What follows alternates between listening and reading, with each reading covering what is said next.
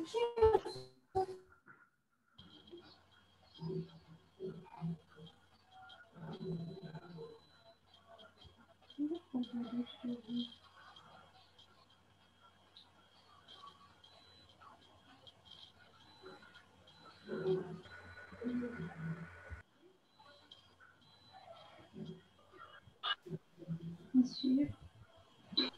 Alors, bonjour tout le monde.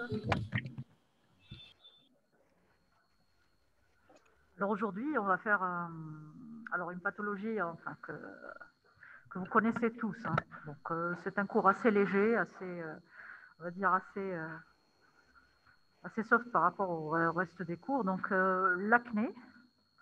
Alors s'il vous plaît, mettez vos bavettes. On ne le répétera jamais assez. Mademoiselle, s'il vous plaît. Mademoiselle.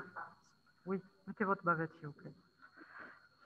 Donc, toujours, alors, qui dit acné, dit quoi? Donc, si on devait définir l'acné, c'est quoi comme pathologie? C'est une... Alors, comme je vous ai dit, toutes les dermatoses se définissent donc par leur substratum physiopathologique et puis par leurs lésions élémentaires. Maintenant, si on veut définir l'acné, c'est quoi? Si on devait la mettre dans un sac, on a vu ensemble l'espèce d'arbre de ville qui nous définit les différentes pathologies. Donc, l'acné est considéré comme quoi? C'est une dermatose de quel type? Oui, donc on oublie l'histoire de l'acné n'est pas une dermatose infectieuse, d'accord? C'est une dermatose inflammatoire.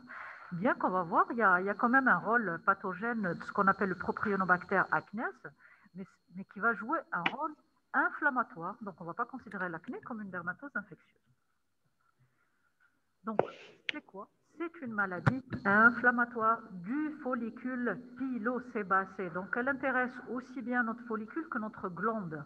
Donc c'est à ce niveau-là qu'il va y avoir donc les mécanismes lésionnels qui vont donc aboutir à la lésion élémentaire de l'acné.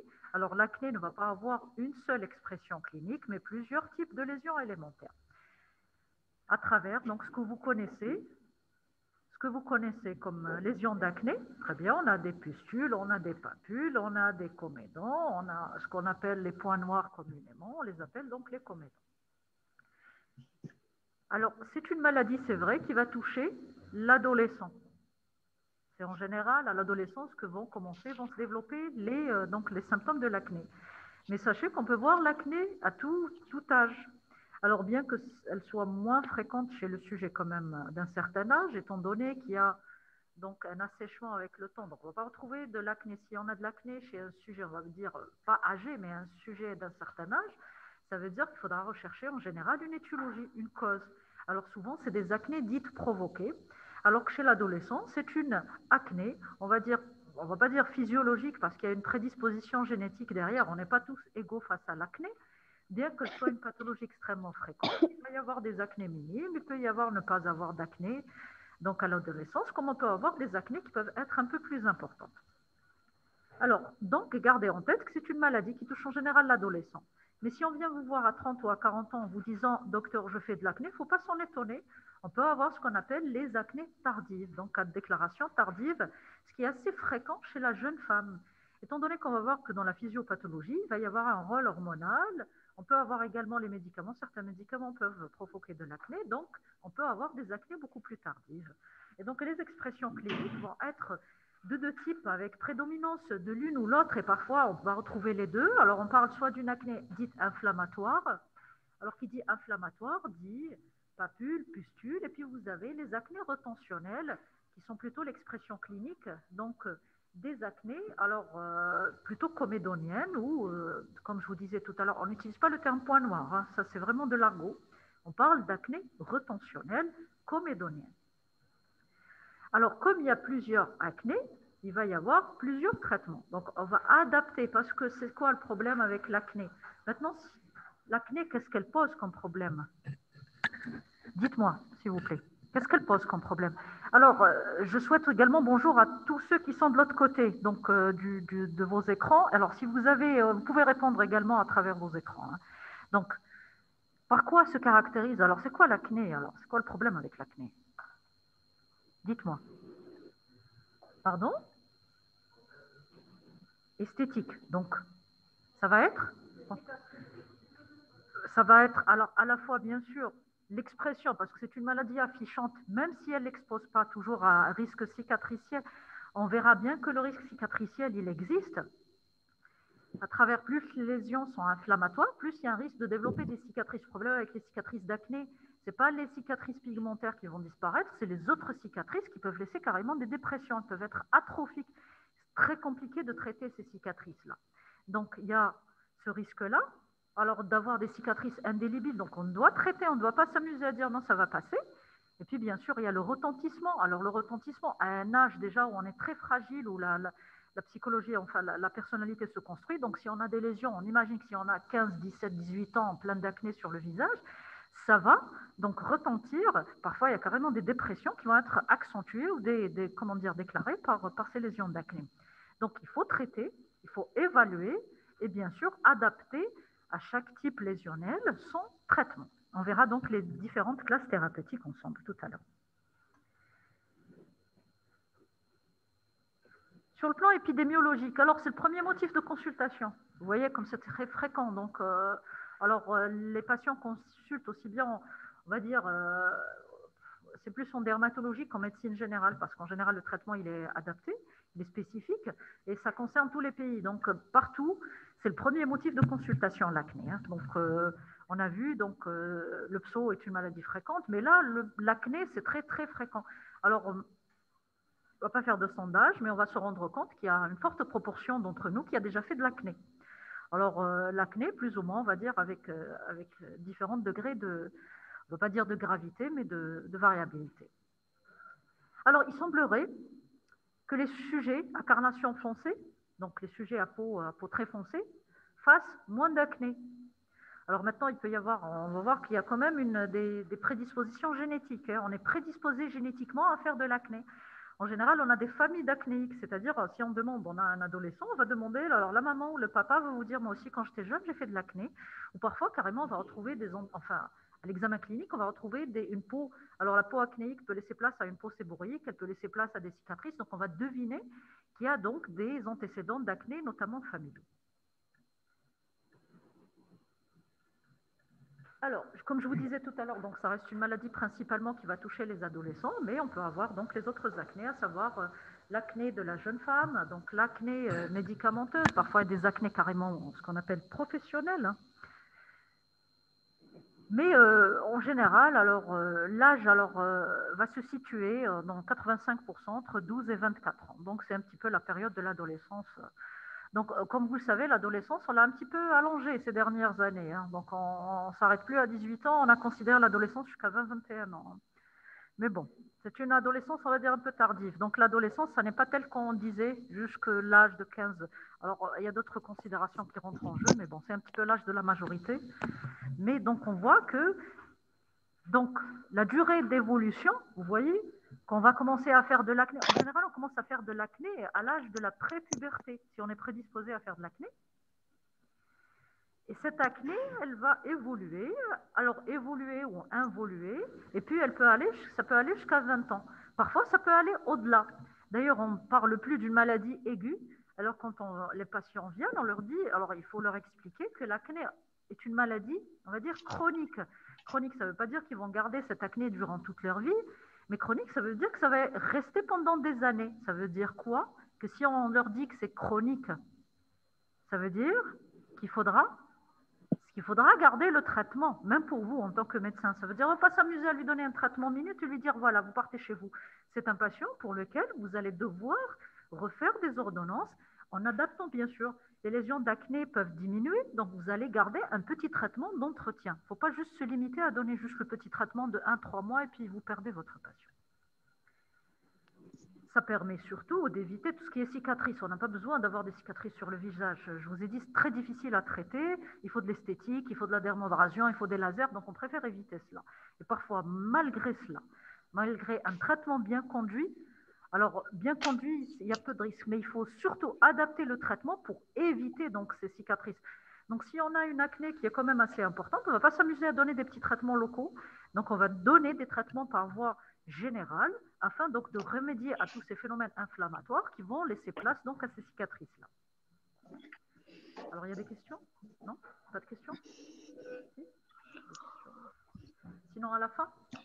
Alors, les questions, ça va être à la fin. Esthétique, récidive, chronique. Alors, les questions, on va les laisser à la fin, comme ça on pourra avancer. Alors, je m'adresse à ceux qui ont... Alors, par contre, posez vos questions de façon claire, parce que quand vous mettez... alors, c'est des réponses ou c'est des questions, là? Ah, c'est des réponses. Allez, je vous remercie. Donc, de l'autre côté, mais si vous avez besoin de poser une question, essayez de la poser de façon... Alors c'est dommage qu'on ne puisse pas lire en même temps. On ne peut pas lire. Hein. Alors, désolé pour les camarades donc, qui sont derrière leur écran. On ne peut pas lire, donc on est obligé de lire en différé. Ouais. Non, mais même pour les réponses, parce que là, je vois qu'ils répondaient. C'est dommage de ne pas pouvoir vous lire en tenté, mais bon, mais je vous remercie quand même pour... Alors, donc, comme je vous disais, donc c'est une maladie de l'adolescent, mais peut toucher des âges extrêmes, bien que c'est plus... il faut rechercher une étiologie. Alors que ce soit chez le sujet âgé ou chez le tout petit. Alors, on peut voir une acné du nourrisson. Alors, il faut se poser quand même la question, une acné chez un bébé, c'est pas normal. Hein. On ne va pas se dire, non, on voit de l'acné à tout âge. Donc, il faut rechercher des choses dernières. Maintenant, même chez le nouveau-né, on peut avoir une acné transitoire. Alors, sachez qu'il y a une imprégnation hormonale, souvent, qui se fait à l'état, on va dire, embryonnaire, quand le fœtus est encore dans le ventre de sa maman. Donc, cette imprégnation hormonale peut se manifester à la naissance par des espèces d'acné, donc juvénile, qui va être transitoire. Maintenant, par contre, si vous avez une acné chez un enfant, il faut aller chercher une. Alors, 5-6 ans, c'est pas normal d'avoir une acné. Maintenant, si on a une acné à 10-11 ans, on va se dire, oui, peut-être là, il y a une adolescence précoce qui est en train de se mettre en place. Mais cependant, il faut examiner. Il faut voir s'il n'y a pas d'autres signes d'imprégnation hormonale qui pourraient nous orienter vers d'autres étiologies. Donc, on ne passe pas à côté de certaines choses. Alors, la prévalence semblerait être supérieure chez les femmes. Pourquoi chez les femmes? Oui, il y a les hormones. Il y a les hormones, il y a d'autres habitudes, il y a les cosmétiques. Alors, beaucoup de cosmétiques peuvent être comédogènes, donc on fait attention. Donc, on doit toujours préconiser l'utilisation de cosmétiques adaptés, parce que parfois, ça crée comme une espèce on va dire, de masque qui va éviter à la peau de respirer et venir accentuer des lésions. Si on est prédisposé à faire de l'acné, donc dans votre traitement, il faut demander également des habitudes. Il y a des huiles qui peuvent favoriser également l'acné. Le tabac également est connu comme étant un facteur favorisant de l'acné. Hein. Maintenant, le soleil. Qu'en pensez-vous du soleil? C'est bien ou c'est pas bon pour l'acné? Pourquoi? Alors, en été, qu'est-ce qu'il y a?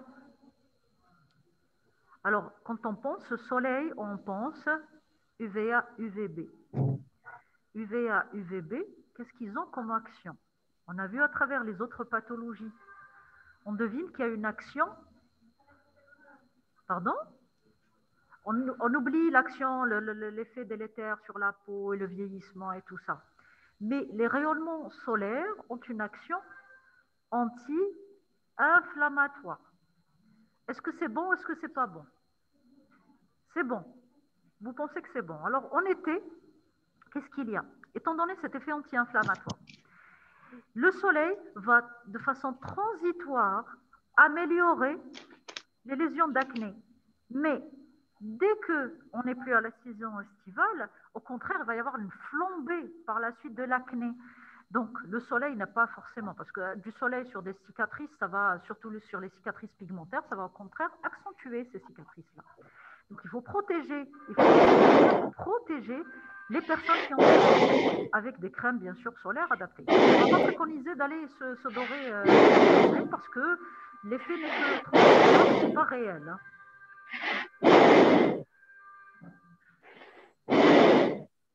Alors, le stress. Quel est le rôle du stress? Alors, le stress n'est jamais bon de toute façon. Hein. Donc, on n'est pas très... Donc, le stress. Alors, souvent, les patients, ils vous disent, voilà, alors en général, c'est la jeune fille vous dit, dès que je suis en période prémenstruelle, ça y est, j'ai des... Donc là, on retrouve le facteur hormonal. Le stress également agit. Donc, on a des flambées, des lésions. Également, le stress peut entraîner ce qu'on appelle la courtoirie. Alors, on fait très attention à ça, parce que parfois, vous avez... Alors, il faut faire la part des choses entre les lésions d'acné et les lésions manipulées. C'est très fréquent chez les petites jeunes filles. Hein.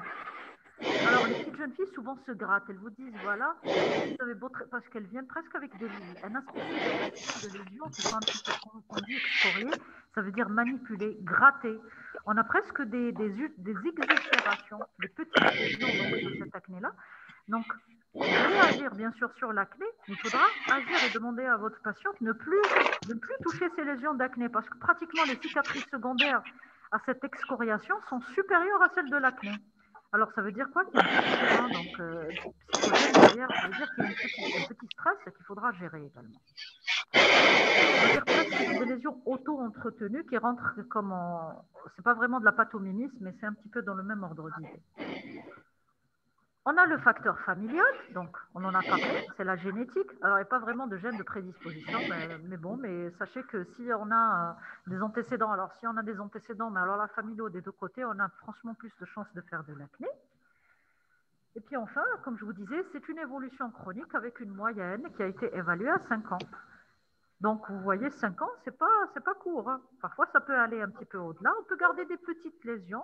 Donc, on va essayer de traiter donc, par des traitements adéquats. Sur le plan physiopathologique, alors c'est quoi l'acné? Maladie inflammatoire du follicule pilosébacé. Qu'est-ce qu'on va retrouver dans le follicule pilosébacé? Donc on va retrouver l'infundibulum. C'est ce que vous voyez là. C'est ce petit tube-là. Alors c'est ce petit tube-là dans lequel on retrouve donc notre follicule pileux et dans lequel va venir se déverser notre glande sébacée. Alors, qu'est-ce qu'il y a dans un premier temps? Pourquoi? Parce qu'on va comprendre un petit peu ces lésions comédoniennes et inflammatoires. Il y a des anomalies de la kératinisation. Vous voyez, à chaque fois, on revient à ce kératinocide, à ces anomalies de kératinisation. C'est-à-dire qu'il va y avoir hyperprolifération, accumulation de cellules, de kératine. Cette kératine-là va venir obstruer notre follicule, notre infundibulum. Donc, on va avoir, dans l'expression clinique, ça va être le comédon. Le comédon. Alors, c'est à ce niveau-là. Le comédon, c'est le point noir classique que vous connaissez. Alors, le comédon peut être ouvert comme il peut être fermé. Dans un premier temps, il s'agit d'un comédon ouvert. Les comédons ouverts, c'est ce que vous voyez. Alors, c'est ces lésions un petit peu blanchâtres parce que, alors, quand le comédon s'ouvre, elles deviennent noirâtres à travers ce que vous connaissez, les points noirs.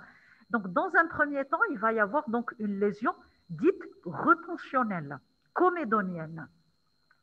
Donc, qui va s'installer à ce niveau-là. Donc, l'infundibulum va venir se boucher. Alors, conséquence, on a un canal, on a une espèce de tuyau qui est bouché.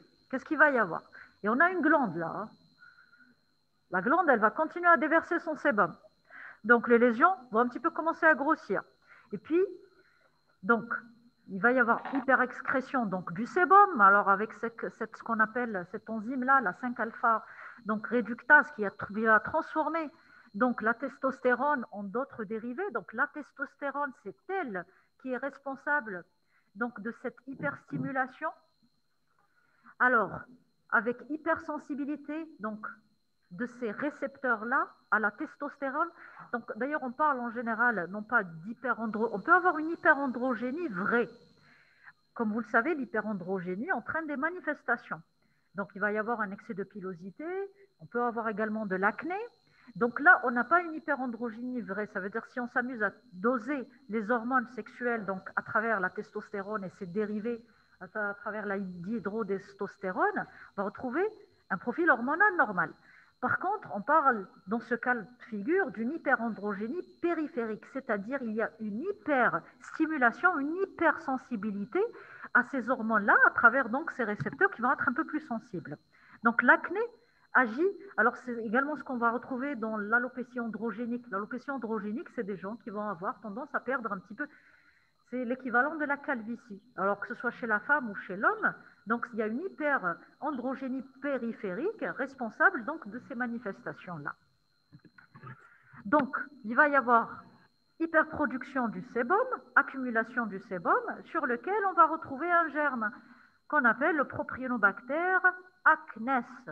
C'est ce Propionobacter acnes qui va libérer des substances pro-inflammatoires qui vont donc provoquer des lésions inflammatoires. Donc au début, on avait une acné retentionnelle et secondairement, on va avoir des lésions inflammatoires à travers les papulopustules et les nodules, à travers, donc, à cause du rôle de ce Propionobacter acnes.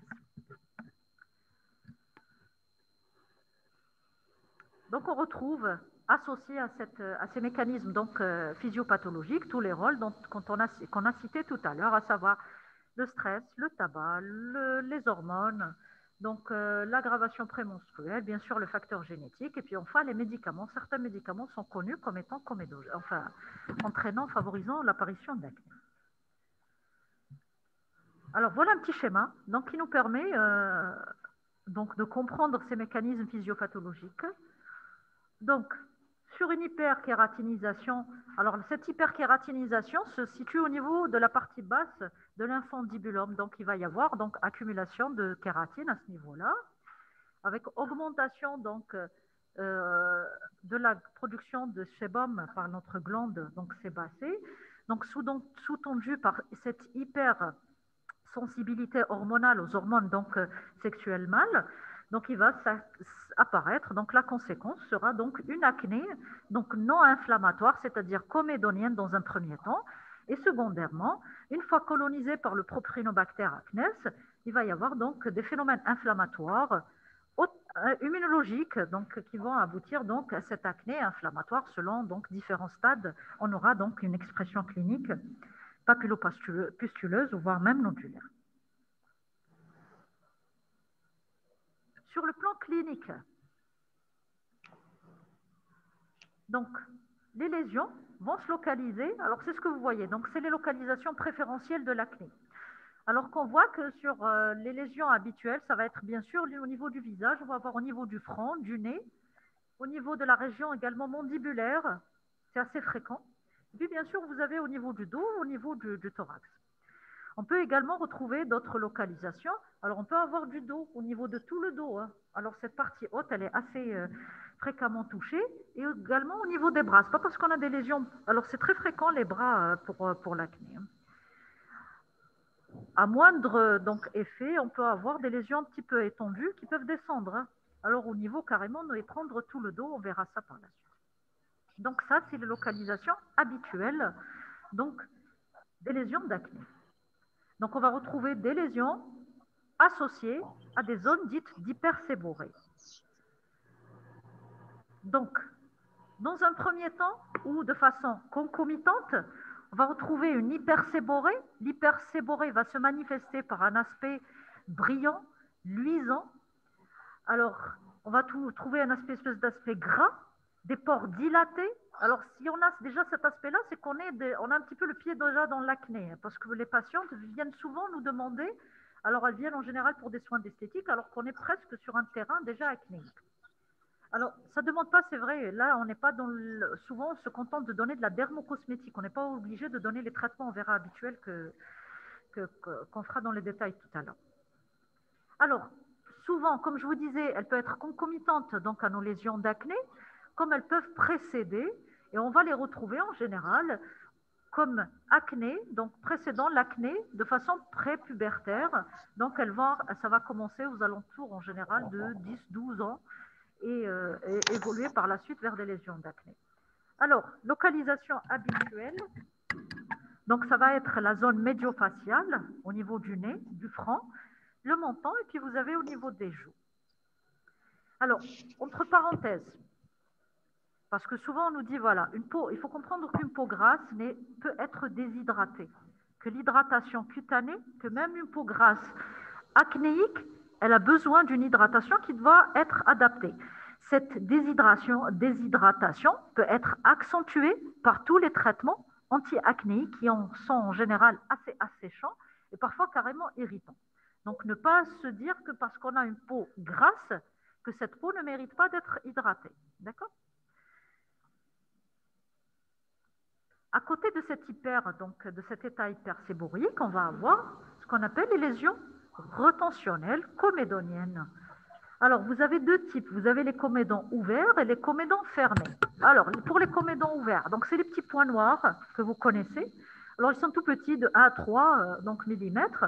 Donc, pourquoi ils sont noirs? Parce qu'il va y avoir une oxydation donc, de tout ce matériel donc, kératinocytaire plus sébum. Donc, toute cette graisse-là va prendre cet aspect-là. Alors, éviter, alors demander aux patients d'éviter trop de se toucher parce que parfois, ce que les patients ont tendance à faire, alors je suppose que tout le monde a tendance à faire ça, c'est d'aller très bien exactement avec les ongles. Alors le risque, c'est quoi? C'est de surinfecter, c'est de faire introduire d'autres germes. Donc, l'extraction, l'exérèse des comédons doit se faire toujours avec, enfin, il faut un nettoyage antiseptique, enfin, il y a une façon de faire pour éviter donc cette surinfection-là. Et il ne faut jamais aller extraire les comédons blancs. Pourquoi? Parce que c'est déjà fermé. Donc, il faut donner des traitements qui vont venir un petit peu à bout de ce bouchon corné, parce que là, c'est encore fermé, disons, par la peau. Donc, ça ne sert à rien d'aller essayer de faire des soins sur ces comédons-là. Comment vont apparaître ces comédons fermés? C'est des petites papules blanchâtres, donc, qui sont dues donc, à l'accumulation du matériel et qui ne sont pas, donc l'orifice étant toujours fermé, donc l'accès va être un peu plus difficile. Donc, commencez toujours par donner d'abord des traitements. Alors, le traitement qui va nous permettre en général de venir à bout de ça, c'est les rétinoïdes. Les rétinoïdes vont avoir une action donc sur ces lésions retentionnelles. Alors, le cours de l'acné, il est assez léger. Il est très, on va dire, pratique. Très intéressant. Enfin, il est un peu moins barbant que les autres, mais bon. Mais sachez que tout est intéressant. Là, ça touche plus à un côté esthétique qui peut être à côté de ces lésions retentionnelles. On va avoir les lésions inflammatoires. Dans les lésions inflammatoires, on va avoir les papules, les pustules, enfin les nodules. Et parfois, on peut avoir carrément des trajets fistuleux, comme vous le voyez sur la photo du bas. Les papules, alors je passe sur la description. Vous connaissez ce que c'est qu'une papule? Alors, elles sont rouges, elles peuvent être roses, elles peuvent être un peu plus foncées, elles peuvent être violacées. Donc, tout dépend de la carnation et de l'état inflammatoire. Alors, elles peuvent évoluer soit vers la résorption, ça veut dire soit une disparition des papules, ou apparition secondaire de pustules, voire même de nodules. On peut avoir également des lésions associées, papules dites pustuleuses. Et enfin, vous avez les nodules. Alors, les nodules, c'est de grosses lésions supérieures à 5 mm, avec possibilité de formation de gros abcès. Alors là, sur la photo du bas, on a des abcès polyfistuleux. Il y a presque des trajets parfois entre les différents abcès. Alors ça, c'est une acné qui va laisser à coup sûr des cicatrices. On ne laisse pas évoluer à ce stade-là. Il faut donner d'emblée. Alors, le traitement miracle de l'acné, très exactement, c'est l'isotrétinoïne. Alors, l'isotrétinoïne permet une résorption, on va dire pas une destruction, mais pratiquement la mort un petit peu de cette glande sébacée qui entretient donc ces lésions d'acné. Donc, c'est pour ça que ça reste, on va dire, le seul traitement curatif, bien qu'on peut garder une petite acné résiduelle, mais l'utilisation de l'isotrétinoïne, à condition bien sûr de respecter toutes les modalités d'utilisation, et le traitement de toutes ces acnés très inflammatoires, avec risque cicatriciel. Mais on ne la donne pas en première intention, on verra. Donc, on ne va pas traiter on va pas avec un char d'emblée traiter une petite acné. On verra les modalités thérapeutiques pour chaque type et comment y remédier en fonction donc de la réponse ou non thérapeutique. Donc, ce risque donc, pour ce type d'acné, ça va être bien sûr l'évolution vers des cicatrices soit hyper ou hypotrophiques. Alors, voire même kéloïdiennes. Vous connaissez ce que c'est que les kéloïdes ou pas? Alors, quand vous me dites oui, il faut me dire ce que c'est. C'est quoi? Oui? C'est une cicatrice hypertrophique, anarchique et dure. Alors, pourquoi? Parce qu'il y a des fibroblastes. Alors, il y a du tissu fibreux qui va se constituer. Alors, en matière de kéloïdes, faites très attention. Il faut traiter le plus rapidement possible parce que dans un premier stade, c'est une lésion inflammatoire. Mais si on laisse cette cicatrice hypertrophique, le tissu fibreux va s'installer définitivement et c'est très difficile d'agir à ce niveau-là. Donc, on doit infiltrer rapidement par des corticoïdes, effectivement, afin d'éviter donc l'évolution vers ces cicatrices kéloïdiennes. Voilà le risque. Le risque, c'est les cicatrices. Alors, elles sont favorisées donc par tout ce qui est retard, donc retard de traitement ou forme très inflammatoire. Alors, on peut avoir de la pigmentation. Alors, la pigmentation, en général, elle va donc disparaître, elle va se résorber au bout d'un certain temps. On peut donc s'aider par des crèmes, par des donc des pigmentants, par des peelings pour y remédier. Et puis vous avez, ah ben déjà, oui. Et puis on peut avoir les autres cicatrices. Alors les autres cicatrices, désactiver le micro. Ah donc ils ont mis leur micro. Ah oui, alors s'il vous plaît pour ceux qui sont derrière leur micro, désactivez vos micros, comme ça vous allez entendre le cours et non pas la discussion de vos camarades. Alors, concernant les cicatrices, alors on peut avoir ce qu'on appelle des cicatrices en U. Alors ça, c'est un petit peu du domaine de l'esthétique. On peut avoir du W, on peut avoir des V. Alors, c'est des cicatrices... on va deviner un petit peu, parce que mais là, ça s'adresse plus au traitement esthétique par la suite. D'ailleurs, ce qu'on fait, on va venir faire ce qu'on appelle une dermabrasion. Je ne sais pas si vous savez ce que c'est que la dermabrasion. On va venir gratter, essayer de mettre donc la peau, donc les niveaux de peau, ou même, enfin dire le niveau de cicatrice au même niveau de peau. Parfois, on va venir stimuler la cicatrisation en venant créer des micro-lésions au niveau de ces cicatrices, ce qui va booster un petit peu les phénomènes donc cicatriciels, inflammatoires, pour essayer un petit peu de restaurer ça. Donc vous voyez que c'est assez compliqué, parfois il y a des lasers et un tas de choses, il faut faire des peelings, donc vaut mieux éviter d'arriver à ce stade-là. En plus de ça, c'est assez coûteux. Et puis donc, comme je vous disais, donc on peut avoir ces cicatrices. Alors ce que vous voyez, alors ce que j'ai oublié de vous dire, que pour les cicatrices hypertrophiques, donc c'est des cicatrices qui vont un petit peu diminuer avec le temps, qui sont en général elles sont pas très fermes, et puis qui répondent bien au traitement. On peut même mettre un dermocorticoïde. On n'est pas toujours obligé d'aller infiltrer, sauf si on voit que ça n'évolue pas rapidement. Là, on va carrément infiltrer avec notre corticoïde. Et puis on fait les cicatrices kéloïdiennes, donc elles ont un aspect dit en pâte de crabe. Donc c'est comme vous voyez sur la photo, il y a des extensions en spicules comme ça, donc elles ont cet aspect très particulier, donc dit kéloïdien. Alors il y a des kéloïdes très fréquentes, il y a une localisation fréquente. La connaissez ou pas? Il y a une localisation fréquente des kéloïdes. Non? Ça ne vous parle pas? Non? Alors de l'autre côté, vous ne savez pas de l'autre côté s'il y a une localisation? Vous ne connaissez pas la localisation? Alors elle est assez fréquente. Elle pose problème. Alors adrénaline, qu'est-ce que c'est que ça? Non? C'est pas ça? Je voulais voir juste les réponses. Réduire, zoom. Qu'est-ce qu'on a fait? Ah. Alors c'est pas grave.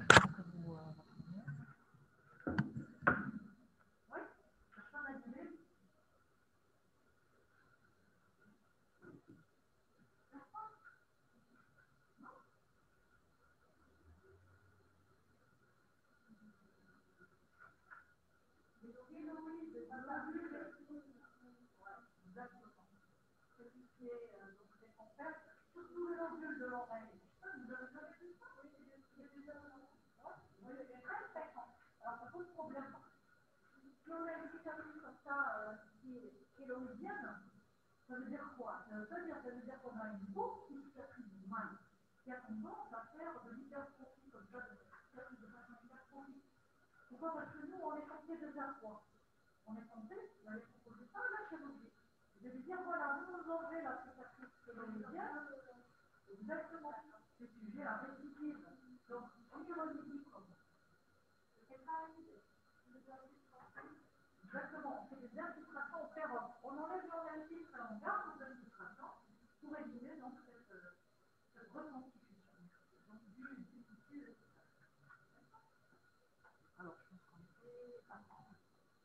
On était là. Alors, l'acné a été stadé. Donc, on a plusieurs stades. Vous avez plusieurs grades. Alors, pourquoi on fait ce grade-là? Parce que notre traitement va dépendre du stade évolutif de notre acné. Stade 0.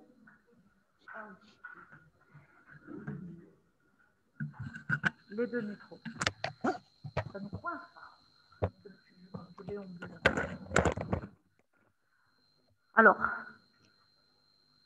donc, comme je vous disais, donc, il y a plusieurs stades évolutifs de l'acné qui vont conditionner notre traitement. Donc, on a le stade 0. Alors, le stade 0, il n'y a pas grand-chose. Il y a des petites lésions d'acné, parfois avec une petite pigmentation résiduelle. Donc là, on est tranquille. Vraiment, on va donner le traitement à minima. Vous avez le stade 1. Alors, comme je vous disais, il y a 5 stades. Alors, dans le stade 1, on va avoir quelques lésions, on va avoir quelques comédons, parfois des petites papules, mais ça reste peu, hein, ça reste assez... Pour le stade 2, alors, on va avoir beaucoup plus de lésions, mais avec ce caractère particulier qui va nous différencier le stade 2 du 3, c'est que ça touche moins de la moitié du visage. Dans le stade 3, on est au-delà de la moitié du visage, mais avec donc autant de lésions, donc retentionnelles, voire inflammatoires. Donc ça reste là, on est toujours dans les stades donc, moyens.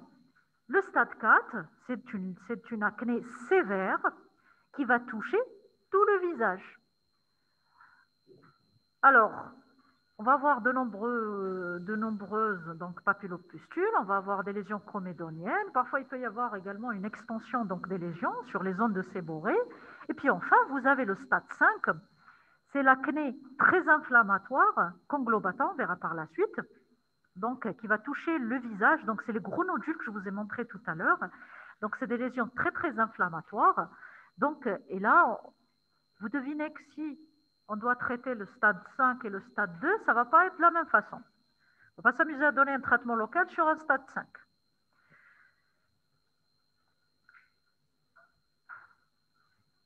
Donc, à travers les formes cliniques, vous voyez que l'acné peut être une maladie quand même, on va dire grave, hein, qui est assez... Alors, elle peut même s'associer à des manifestations générales exceptionnellement dans ce qu'on appelle l'acné fulminans. Alors, vous avez les deux types. Alors, vous avez d'abord ce qu'on appelle l'acné conglobata, c'est l'acné nodulaire avec beaucoup de nodules, de la fistulisation, de l'inflammation.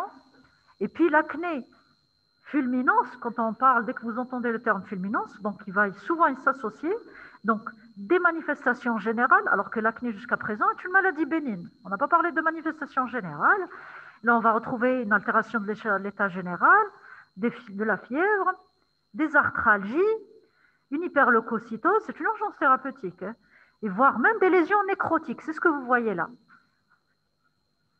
Est-ce que quelqu'un a une idée sur ce qu'on doit donner? On a un état inflammatoire. Le meilleur traitement anti-inflammatoire, c'est les corticoïdes par voie générale. Bien sûr, en association avec le traitement adéquat donc de l'acné, qui va être l'isotrétinoïde. Alors, pour ces deux formes d'acné, ça va être exactement, mais avec l'utilisation des anti-inflammatoires, enfin les corticoïdes pour le deuxième type. Alors, c'est une acné. Alors, ce type d'acné sont plus fréquentes chez les sujets de sexe masculin jeunes. Alors, il y a un terrain hormonal, il y a donc, qui va favoriser ça. Donc, faites attention. Pourquoi? Parce que parfois, on a une acné très inflammatoire et le patient, il va vous dire, votre traitement, il m'a aggravé mes lésions. Donc, vous faites attention. Parfois, déjà, l'isotrétinoïne en elle-même, alors c'est assez fréquent que les patients nous disent, voilà, au début, j'ai l'impression qu'il y a une flambée des lésions. Alors, s'il n'y a pas une réelle flambée, alors ça concerne tous les traitements anti-acnéiques. Alors, quand on a de l'acné, il y a d'autres, c'est pas parce qu'on a de l'acné ici qu'on n'a pas le droit de faire de l'acné là. Ça veut dire qu'il y a d'autres lésions d'acné qui sont un petit peu en émergence, qui sont un petit peu enfouies, et les traitements anti-acnéiques vont venir un petit peu réveiller toutes ces lésions et les mettre, on va dire, les réveiller toutes en même temps. On a l'impression qu'il y a une espèce de flambée qui est transitoire. Donc, rassurez votre patient, sauf si on a une espèce de flambée au contraire, alors associée à l'isotrétinoïne sur un terrain prédisposé, là, vous allez donner vos corticoïdes de façon très brève. Ce n'est pas une corticothérapie de longue durée, c'est une petite... afin de lever donc cet état inflammatoire. Les autres types d'acné, vous avez ce qu'on appelle l'acné néonatale, comme je vous ai expliqué, c'est une imprégnation hormonale maternelle, donc elle est transitoire et elle va disparaître. Alors souvent, on va retrouver une espèce d'hyperandrogénie déjà, alors soit périphérique ou carrément une augmentation des hormones donc chez la maman. Donc ça va disparaître. Maintenant, si ça persiste, il faut se méfier de tout ce qui est tumeurs hormonosécrétantes, notamment les surrénales, ou encore les tumeurs hypophysaires, comme chez l'enfant. Donc je vous ai dit, on peut avoir une acné prépubertaire, mais maintenant si vous avez une pilosité précoce, si on a des signes d'hyperandrogénie, Si on a d'autres signes d'imprégnation hormonale, là, il faut aller pratiquer un bilan. Donc,